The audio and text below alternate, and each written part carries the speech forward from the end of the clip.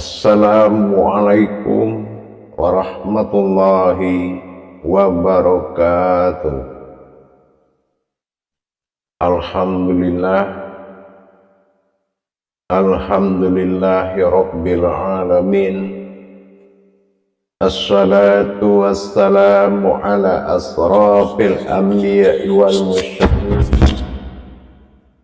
Sayyidina wa maulana Muhammadin.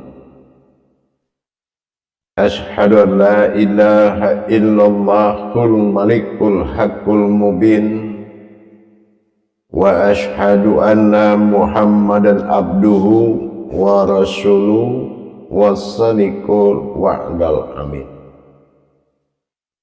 Allahumma sholli wa sallim wa barik wa karim ahza nur nabiyil karim, ihdinil ladzi min jalalika wa innal ladzi min jamalika wa innahu min kitabika wa tahirin wal mujahidina amma ba'du. Ibadullah wa ittaqullah. Bersyukur kita kehadiran Allah dengan mengucapkan alhamdulillahi rabbil alamin atas segala limpahan karunia, rahmah dan hidayahnya, serta dengan izin dan ridhonya kita dapat menjalankan amanahnya bertalabul ilmi. Fakulu min bi khairi ilmin ya'malu wa amallahu mardudatun la tuhabalu.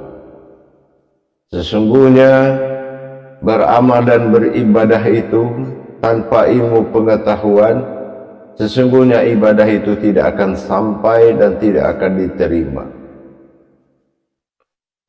Bersalam kita tak akan pernah dilupakan. Marilah sama-sama kita sampaikan kepada junjungan kita Nabi Allah, Nabiul Akhirul Zaman, Rasulullah Muhammad sallallahu alaihi wasallam. Atasnya kalimahnya kita kalamkan dengan membacakan Allahumma sholli ala sayyidina Muhammad wa ala alihi Sayyidina Muhammad.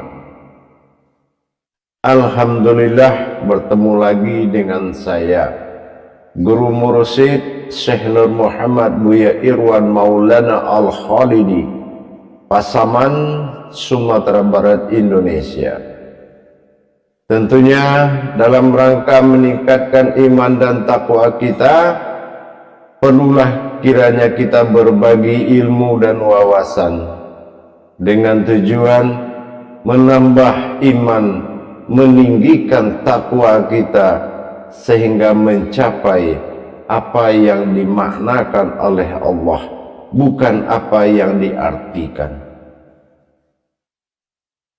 Insya Allah dalam makom majelis zikir Ma'rifatullah Indonesia, dalam wadah syiar kita YouTube Buya Pasaman Timur, yang insya Allah dalam naungan Yayasan Islam Hidayatul Mubarakah Indonesia, insya Allah akan selalu berbagi wawasan dan ilmu pengetahuan, mudah-mudahan bermanfaat.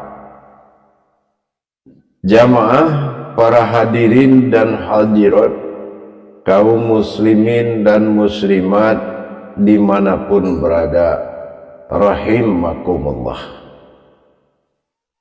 Alhamdulillah, dalam masa tayangan ini saya akan berbagi wawasan dan ilmu pengetahuan, terutama yang paling penting yang terlupakan, yaitu hakikinya Islam. Hakikinya Islam ini adalah tujuan akhir yang utama. Apa yang dimaksud dengan tujuan akhir yang sangat diutamakan? Kalau yang awal adalah syarat hakikat yang diharuskan, diwajibkan. Tetapi kalau hakiki adalah tujuan utama dari setiap beribadah.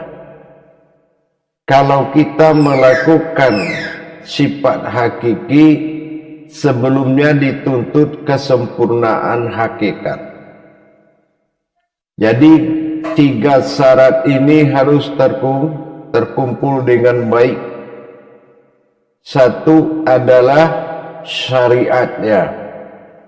Apa yang dimaksud syariatnya? Sudahkah syariat itu menjadi sebuah isyarat, yaitu isyarat ruhaniyah terhadap batiniahnya? Sudahkah perbuatan ibadah? Kalau perbuatan ibadah ini sudah mutlak, maka dikatakan gerakan syariat itu sebuah isyarat. Kita contohkan seorang itu melipat tangan. Itu isyarat apa? Mengangkat tangan dalam takbir. Isyaratnya apa? Jangan-jangan sama juga mengangkat tangan dengan mengangkat takbir. Tanpa tangan takbir tidak bisa. Ini menandakan belum menjadi isyarat. Nah, itu yang pertama. Yang kedua adalah hakikat. Apakah syariat kita sudah menjalankan hakikat? Kalau syariat kita belum menjalankan hakikat, maka ini tidak ada nilai ibadahnya. Kenapa harus berdiri dengan tubuh berdiri? Apakah tanpa tubuh berdiri sholat tidak bisa dikerjakan? Dalam suatu soal, kita dalam masa nuzuk atau berhalangan atau sakit, berarti yang dimaksud hakikat berdiri itu seperti apa? Nah, ternyata bukan berdiri, tapi mendirikan. Nah, berarti itu hakikat. Nah, yang ketiga, mencapai hakikinya. Nah, hakikinya apa? Kita tidak hanya tahu agama itu namanya Islam atau Al-Quran mengatakan din, ya, fiddin, yaitu la ikraha fiddin. Din itu nama suatu surah dalam Islam disebut dengan din. Nah, hakiki yang dimaksud ini, apakah tujuan utama? Seperti kita lihat sholat. Sholat ini perintah Allah. Nah, itu diakui oleh setiap umat Islam. Tetapi yang dimaksud dalam perintah ini, mana yang dikatakan perintah Allah? Sholat mana yang dikatakan perintah Allah? Apakah perintah itu berdiri sampai duduk berupa rakaat, atau perintah itu melihat hakikat yang ada dalam rakaat, atau sebuah wujud yang terjadi kerahasiaan di dalam hakikat tersebut? Kalau yang dikatakan sholat perintah Allah, nah kita harus memaknai dulu, apakah sholat ini perintahnya berupa gerakan, atau perintah menggerakkan, atau perintah digerakkan, atau bergerak menuju sesuatu yang telah ditetapkan. Ini akan terjadi nilai-nilai sholat yang berbeda. Pengertian sholat ini adalah suatu wujud kebenaran saluhu dhaim, yaitu suatu perjalanan batin dalam masa ba'da atau waktu yang 5. Kalau kita mengatakan menjalankan sholat, ini kita lihat dulu, sholatkah yang dijalankan atau ba'danya yang dijalankan. Kalau menjalankan sholat, sholat itu apakah 5 buah sholat atau dalam 5 ba'da? Pengertian dari hakiki ini yang mengajak kita berpikir. Memang kalau kita taat tanpa berpikir, ini kita akan puas dengan mengerjakan. Tapi kalau kita berpikir dalam taat, kita akan berpikir apa yang kita kerjakan dan hakikinya apa, tujuan utamanya. Apakah mau diperintahkan sesuatu terjadi di dalam perbuatan sholat, atau kita hanya diperintahkan mengerjakan sholat atau ifa'alus, atau ikamatis, mendirikan. Yang diperintahkan itu kita lihat dari surat At-Taha 14, yaitu mendirikan, ikamatis sholah wa kimiz li zikri. Bagaimana cara kita mendirikan sholat dan mengingat Allah dalam sholat? Ini tidak mudah kalau kita tidak tahu hakikinya. Sebelum kita mempelajari hakikat, kita harus tahu hakikinya dulu. Sebelum kita mengerjakan syariat, kita juga harus tahu hakikatnya. Kalau hakikat, harus tahu hakikinya. Nah, sekarang kita lihat Islam, din. Ini asmanya ada, nama. Dari nama dal, alif, nun, din, sudah pasti setiap asma mengandung sifat. Ya, sudah pasti setiap asma mengandung sifat. Maksudnya, tidak mungkin ada nama tanpa ada yang dikasih nama. Itu logika sekali. Tapi logika ini tidak pernah dilogikakan oleh umat. Jarang. Dia puas dengan mengerjakan tanpa dia tahu setiap asma itu adalah sifat, terjadi dari sebuah kodrat. Nah, ini yang perlu kita ketahui. Mendapatkan sebuah sifat dari sebuah nama, tentu kita harus diwajibkan mengkaji sifatnya. Sebuah kodrat sifat yang ada, yang diberi nama din, atau dalam bahasa Indonesia disebut Islam, dalam arti selamat. Kalau tidak bisa mencapai hakikinya, ini ibadah tidak akan selamat atau berhasil. Ya, kalau kita tidak sanggup mencapai hakiki, maka ibadah ini tidak berhasil. Ya, kita lihat dalam surat Al-Baqarah ayat 3. Itu sangat jelas permaknaan dari kata kalam Allah itu. Alladzina yu'minuna bil ghaib wa yuqimunas shalah wa mimma razaqnahum yunfikun.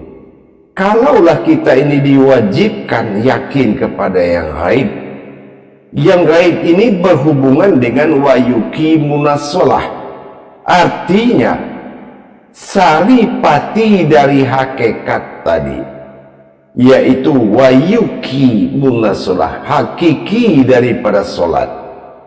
Itulah nilai yang paling mahal, yaitu keberuntungan dari segala yang beruntung yang akan didapati oleh umat tersebut.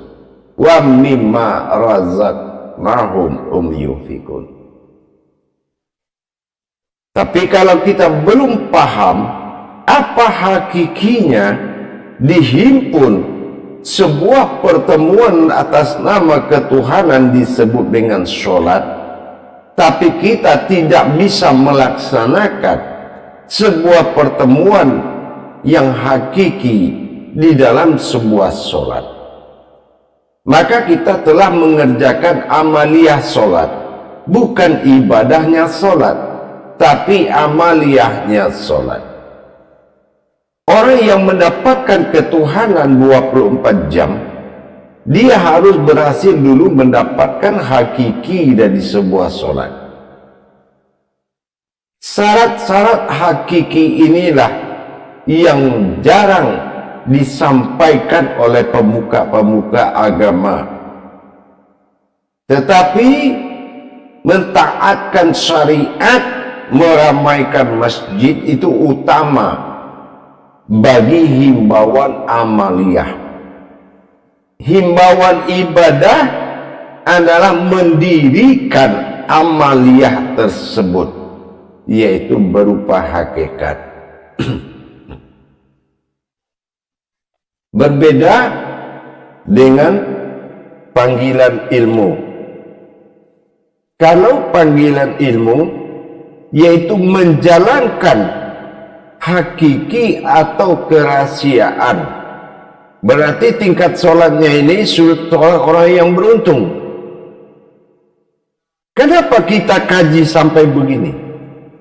Karena kita tahu dari surat Al-Mu'min, kenapa seorang mukminin itu dijadikan keberuntungan. Kenapa? Karena ada kerugian yang nyata kalau hakikinya tidak kita dapati. Untuk itu, apa yang dimaknakan dengan hakiki? Pertama, kita harus tahu dulu rahasia dari nama Islam. Itu kita harus paham dulu, yaitu din. Ini kodrat batinnya, rahasianya seperti apa? Dia semuanya itu adalah batinnya Allah. Bukan kita katakan Allah itu batin, tapi batinnya Allah. Apa yang dikatakan batinnya Allah? Yaitu solahu do'im. Bagaimana kita menjalankan dengan ruhaniyah batiniyah. Pertama kita harus tahu dulu apa hakikinya din, atau dikatakan dengan batinnya Islam. Din ini adalah asma dari diniyah. Diniyah ini adalah sebuah kodrat. Yang pertama bernama alam, yang kedua berkodrat diri, alam dan diri. Jadi kalau kita melaksanakan hakikinya ibadah, harus tahu mana dikatakan kodrat batin bagi diri yang masuk ke dalam alam batinnya diri. Ini yang dikatakan din. Dal alif nun. Bagaimana kita mentajalikan kodrat Allah ke dalam batin, ke dalam batinnya Allah. Ini yang dikatakan baitullah. Dan mana yang dikatakan diri, nah ini kodratullah. Jadi kalau kita memahami hakiki Islam, tenggelamnya diri batin ke alam batin, ini sudah dikatakan tingkat hakiki. Batin Islam diniyah. Nah kalau kita belum paham, belum mengerti sama sekali, Islam ini bukan sebuah batin, bagaimana bisa ada kata masuk dan keluar? Ya, bagaimana bisa masuk dan keluar? Apa yang dikatakan masuk dan keluar? Hakiki dari masuk dan keluar, apabila azan ini, kodrat yang dikalamkan oleh azan, saat kita mentahbirkan sholat, tidak seperti kalam yang disampaikan, Allahu Akbar. Kalau bukan Allahu Akbar, belum kita paham yang berdiri itu adalah Allahu Akbar, hakikinya seperti apa, maka Allahu tidak akan akbar ke dalam batin diniyah tadi. Nah, ini hakikinya. Jadi kalau kita tidak paham bagaimana dengan kodrat kesempurnaan Allah bersifat sir zahir pada yang terlihat, dan hu adalah sifat aku bagi Allah yang hayat, dan akbar adalah sebuah wujud Allah yang berkodrat. Ini kalau kita tidak mendirikan dengan satu takbir sehingga tidak bertajali dia dalam kalam kabirau walhamdulillahi katsirau wa subhanallahi bukratan wa asila, ini orang belum bisa mencapai hakikinya. Karena apabila yang hakiki itu telah berhakikat nyata zahirnya Allah dan berwujud zahirnya Muhammad dalam wujud kepala mim ha mim dal, maka belum menjadi nyawanya dari sifat aku bagi Allah, maka tidak akan pernah dia mendapatkan suatu pertemuan di dalam sebuah batin markubahnya Allah. Batin Allah disebut dengan Baitullah, dan diri kodratnya Allah sirullah yang akan wujud dalam batinnya Allah. Apabila ini telah menyatu pertemuan mukasyafah tadi, maka inilah yang dikatakan wahdaniyah, sifat tunggal bagi Allah berwujud batin diniyah. Batin memiliki nama alam batin, dan diri bertemu diri itu memiliki nama. Dua kodrat, batin menjadi alam akan wujud menjadi diri jasad, dan batin diri akan wujud menjadi kodrat diri sir. Jadi batinul batin ini apabila dia tidak menyatu salatul mukasyafatullah, salat ini bukan baginya mencapai pertemuan, maka dia telah gagal mendapatkan wayuki munasolah. Ini gagal karena dia hanya mengerjakan sebuah syariat yang tidak mengandung isyarat. Jadi kalau kita pahami para hadirin dan hadirat, rahasia hakikinya tadi, mana Islam itu, apa wujudnya Islam itu, dan siapa yang ada di dalam Islam, berbentuk apa Islam ini, maka inilah orang yang telah putus hubungan sir pendengaran, panafilahnya, penglihatan, perkataan yang bersifat indrawi manusiawi, putus hubungan dengan yang melaksanakan tadi.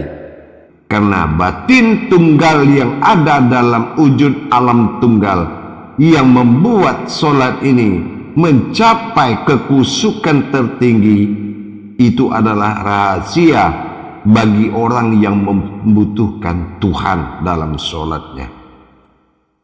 Bukan orang yang memperlihatkan sebuah wujud, tetapi orang yang telah menjadi sebuah wujud sesuai dengan panggilan ibadahnya. Allahu Akbar.